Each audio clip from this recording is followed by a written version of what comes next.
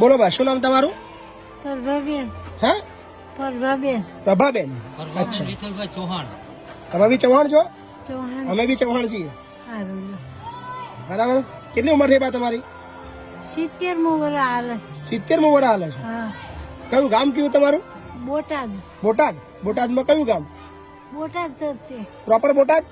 બોટાદ આમ મોટા જિંદાદર ને રહેવાસી, અચ્છા, પણ બોટાદ રહેવા આવેલા. બોટાદ કોણ કોણ રહો છો તમે? અત્યારે તો છોકરા ભેગી રહું. બરાબર. આ ભેગી રહું, થોડી ભેગી હતી 15 દિવસ. બોલો તમારું નામ?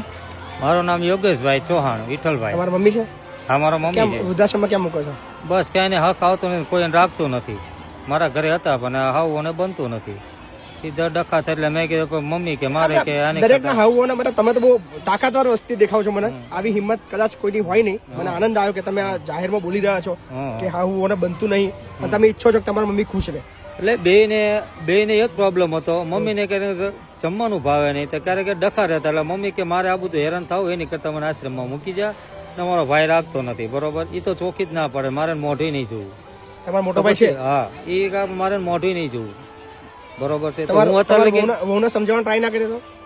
ટ્રાય કર્યું પણ બે નો આમાં વાગ છે. એક હાથે તાળી સાહેબ પડે નહીં. બેવનો બરોબર વાંક છે. છે. હા, આમનો શું, તમારા મમ્મીનો શું? તમારો બી વાંક છે એવું કે છે?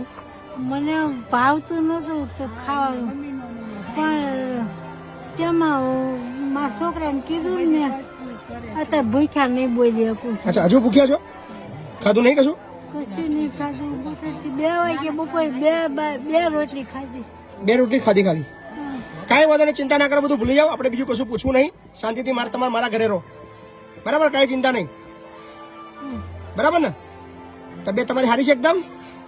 હાથે નાય આવું, હાથે સંડાસજી આવું, બરાબર છે. હાથે નાય આવું. બાકી ચલાય નહીં તમારી બહુ ને? ઘોડી પર ચાલુ પડે. હા, ઓલી વોકર હોય ને, વોકર થી તમે ચાલી વોકર ચાલી શકું, ખુરશી લઈ આવી શકું.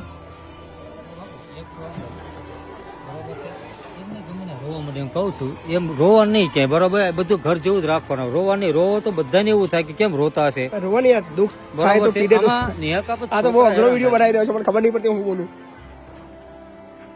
હે બા, આ પહેલો કિસ્સો છે. બાપુ છે એટલે કોઈ ટેન્શન નહીં. બાપુ છે એટલે કઈ વાંધો નહીં, પણ અજાણ્યું પડે ને. હા, લાખ રૂપિયાની વાત તમે કરી. લાખ રૂપિયાની વાત એ કરી. થોડાક દે અજાણ્યું લાગશે.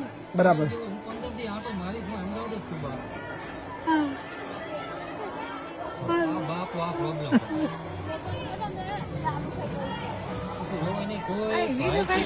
કોઈ બી માના દીકરાથી જુદું થવું ગમે નહીં. હું તમને જે સમજાવું છું ને ભાઈ, બરાબર, લેવામાં મારી જરાક પણ ના નહીં. પણ કોઈ બી ગમે તેવો દીકરો હોય ને, પણ કોઈ માને પોતાના દીકરાના ઘર છોડીને જવાનું જરાક પણ ના ગમે. આ માની છે ને, આ પીડા બતાવે છે. આ પીડા બતાવે છે. 4 મહિનાથી હેરાન થાવ છું બાપુ એને. 4 મહિનાથી બસ હવે હેરાન થાય છે.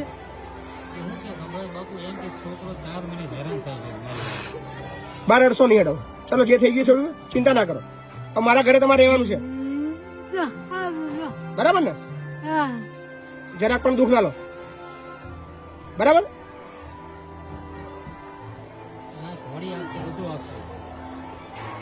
બધું દઈશ બા, ચિંતા ના કરશો. અને તમે જે જમવાનું કહેશો એ બનાવીશ. મારા શાક રોટલી હોય તો તમને શાક રોટલી મળશે. તમે જે કહેશો એ મળશે. દૂધ જોઈએ, શાક રોટલી જોઈએ, જે જોઈએ તમને બધું મળશે. તમારે કહી દેવાનું કે આજે એ ખાવું છે એટલે જ બનશે. હા ને? કઈ ચિંતા ના કરો. હા, ચલો. મારા છોકરાને હાજી બટા. હજુ બી એ માને તમે વૃદ્ધાશ્રમ મૂકવા આવ્યા છો, પણ હજી બી ચિંતા એને એ છે કે તમે હાચવીને રહ્યા જાજો. બાર અડસો નહીં બા, અડસો નહીં. હા, અડસો નહીં.